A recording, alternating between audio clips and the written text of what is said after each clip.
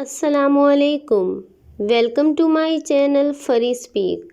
دوستو، آج کی یہ میری کہانی کسی کی زندگی پہ گزری ہوئی ایک سچی اور سبق آموز کہانی ہے۔ کہانی سننے سے پہلے میری گزارش ہے کہ آپ میرے چینل کو سبسکرائب کر دیجئے اور ساتھ میں دیے گئے بیل آئیکن کو پریس کر کے آل نوٹیفیکیشن بٹن کو سلیکٹ کر دیں۔ وہ ڈکیت تھا، شاید ہی کوئی ظلم ایسا ہو جو اس نے نہ کیا ہو۔ بقول اسے یہ یقین تھا کہ اللہ تعالیٰ ہے اور اللہ تعالیٰ کی طاقت پر بھی کوئی شک نہیں تھا، مگر اس کے باوجود میں مخلوق خدا پر ظلم سے باز نہیں آیا اور آج یہاں عبرت کا مقام بنا پڑا ہوں۔ آپ بھی میری کہانی ضرور سنیں۔ میرا نام جابر تھا۔ میں نے برے لوگوں کی صحبت اختیار کی اور پھر بری راہ کا مسافر بن گیا۔ پہل میں نے چھوٹی موٹی چوری چکاری سے کام شروع کیا اور آخرکار ایک بہت بڑا ڈکیت بن گیا۔ پھر میں نے اپنی ایک گینگ بنا لی۔ نہ صرف میں بلکہ میرے ساتھی بھی دوران واردات لوگوں پر ظلم کرنے کے علاوہ معصوم لڑکیوں اور عورتوں کی عزت تک پامال کر دیتے تھے۔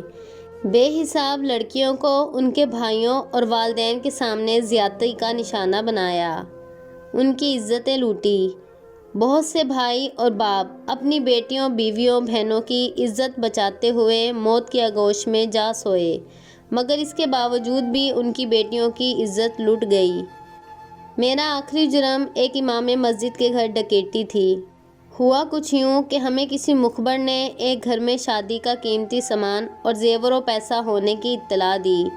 ہم لوگ اس کے گھر کی ٹوہ میں لگ گئے۔ وہ گھر ایک امام مسجد کا تھا۔ وہ آدمی نہ صرف مسجد میں امامت کرواتا بلکہ جوان یتیم بچیوں کے لیے نیک رشتے تلاش کر کے ان کے نکاح بھی کرواتا اور حسب حیثیت ان کو جہیز دینا۔ یہ سب کرنے کے لیے فقط امامت کی تنخواہ ناکافی تھی، اس لیے امام صاحب نے گاؤں میں ایک چھوٹی سی دکان بھی بنا رکھی تھی، بلکہ مسجد کی صاف ستھرائی بھی خود ہی کرتے تھے تاکہ جتنا ہو سکے پیسہ بچا کر کسی اور نیک کام میں لگا سکیں۔ ان امام صاحب کی بیٹی کی شادی قریب آ پہنچی تو ہمیں ان کی دولت کے متعلق غلط معلومات پہنچا دی گئی کہ ان کے گھر میں بہت سارا مال ہے۔ وہ اتنا جہیز زیور تو یتیم بچیوں کو ڈال دیتے ہیں، تو اپنی بیٹی کے لیے انہوں نے بہت کچھ جوڑ رکھا ہوگا۔ اور پھر سب سے بڑی بات، ہمیں ان کی بیٹی کے حسن کے متعلق بتا کر شہوت پر اکسایا گیا، یہاں تک ہماری عقل پر پردہ پڑ گیا اور ہمارا پورا گروہ، جس کا سربراہ میں خود تھا، راتوں رات امام مسجد کے گھر جا پہنچے۔ گہری نیند میں سوئے امام مسجد صاحب کو اٹھایا تو وہ گھبرا گئے، مگر اس سے پہلے وہ شور مچاتے، ہم نے ان پر جدید ترین اسلحہ تان لیا اور بتایا، تمہارے حلق سے آواز نکلنے سے گولی تمہاری کھوپڑی سے نکل جائے گی۔ امام صاحب ہماری سمجھ گئے اور خاموش ہو گئے۔ میرے ساتھیوں نے ان کی بیٹی اور بیوی کو بھی جگا لیا اور گھر کی تلاشی لینے لگے، مگر حیرت انگیز طور پر گھر میں جہیز والے سامان کے نام پر فقط چند جوڑے نئے کپڑے، نیا باما ترجمہ قرآن پاک، نئی جائے نماز کے علاوہ 1.5 توڑا مصنوعی زیورات کا نکلا۔ جب میری نظر امام صاحب کی بیٹی پر پڑی تو مجھ پر شیطانی ہوس غالب ہو گئی۔ میں نے بری نیت سے اس کی طرف قدم اٹھایا تو امام مسجد صاحب نے مجھے میرے منہ پر رکھی سنت رسول صلی اللہ علیہ وآلہ وسلم کا واسطہ دیا، مجھے حدیث شریف کا حوالہ دیا۔ ان کی بیوی نے میرے قدموں میں دوپٹہ رکھا، مجھے اللہ کا واسطہ دیا، مگر میرے ساتھیوں نے اسلحہ کے زور پر انہیں پیچھے دھکیل دیا۔ میں ان کی معصوم بیٹی کے جڑے ہاتھوں کی پرواہ کیے بنا اسے ان کے والدین کے سامنے ہی بے آبرو کر گیا۔ میں ان کی بیٹی کی عزت ان کے سامنے ہی لوٹتا رہا۔ اچانک میں نے دیکھا کہ امام مسجد صاحب اور ان کی بیوی زمین پر گرے اور اپنی نظروں کے سامنے بے آبرو ہوتی بیٹی پر نظریں ٹکائے جاں افسری سپرد کر گئے۔ ان کی معصوم بیٹی بھی ہم وحشیوں کی ہوس کا نشانہ بنتے بنتے مر گئی۔ جب سب لوگ اپنی ہوس مٹا چکے تو ہم لوگ واپس اپنے ٹھکانے پر آ پہنچے۔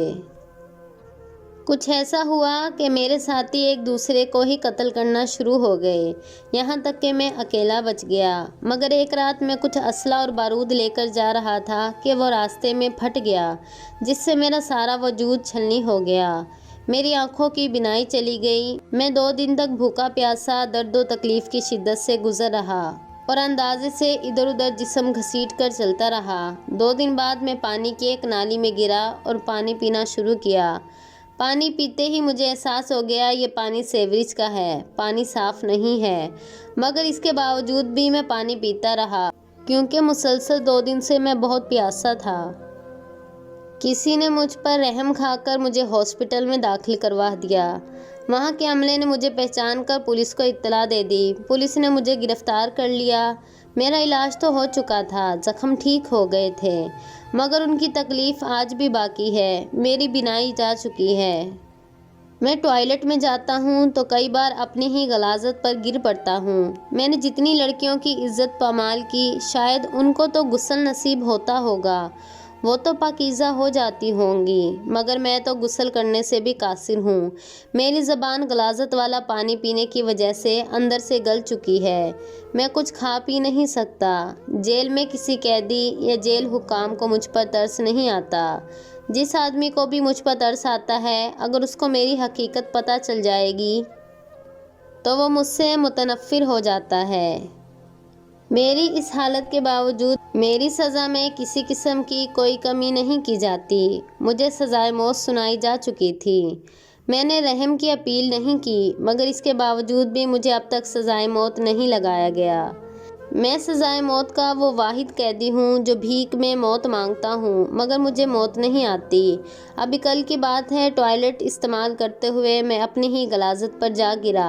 مجھے نہیں پتہ چلا کہاں کہاں جسم پر غلاظت لگی ہے۔ جہاں تک ممکن تھا جسم دھویا، کپڑے دھوئے، مگر پھر بھی وہ لگی رہ گئی، جس پر باقی قیدیوں نے مجھے بیرک سے نکال کر باہر بٹھا دیا اور میں نے ساری رات دیوار سے ٹیک لگائے باہر گزار دی۔ آج قیدیوں کے احتجاج پر مجھے کسی اور بیرک میں منتقل کر دیا گیا اور پھر وہاں سے میری اسی غلطی کی وجہ سے مجھے کہیں اور منتقل کر دیا گیا۔ آج مجھے امام صاحب کی سنائی ہوئی احادیث یاد آتی ہیں تو میں سوچتا ہوں پتہ نہیں میں مسلمان ہوں بھی یا نہیں، پتہ نہیں مجھے روز محشر شفاعت رسول صلی اللہ علیہ وآلہ وسلم نصیب ہوگی بھی یا نہیں، مگر ان سب باتوں کے باوجود بھی مجھے زندگی نہیں چاہیے۔ میں موت کا طلبگار ہوں اور اس بات کی تصدیق کرتا ہوں کہ ظلم کا بدلہ ہوتا ہے، علاج نہیں۔ میں ان سب دوستوں سے گزارش کرتا ہوں جو کسی پر ظلم کر کر یہ سمجھتے ہیں کہ وہ آزاد ہو گئے، نہیں بلکہ یہ دنیا مکافات عمل ہے۔ میں نے بہت سی مظلوم لڑکیوں کی عزتوں کو پامال کیا، ان کو بے دردی سے نوچا، تو کیا ان کی آہ مجھے نہ لگی ہوگی؟ انسان جو کسی کے ساتھ برا کرتا ہے تو اسے اپنے بدلے کے لیے بھی تیار رہنا چاہیے، کیونکہ مکافات کی چکی چلتی تو آہستہ ہے لیکن پیستی بہت باریکی سے ہے۔ مجھے آج بھی امام صاحب کی آہوزاری، اس کی بیٹی کی فریاد یاد آتی ہے تو میری روح کانپ جاتی ہے، اور بس میں اس قید میں اپنی سزا کا منتظر ہوں۔ دوستو، امید ہے آپ کو ہماری کہانی پسند آئی ہوگی۔ آپ بھی اپنی قیمتی رائے کا اظہار کمنٹ سیکشن میں ضرور دیجیے گا۔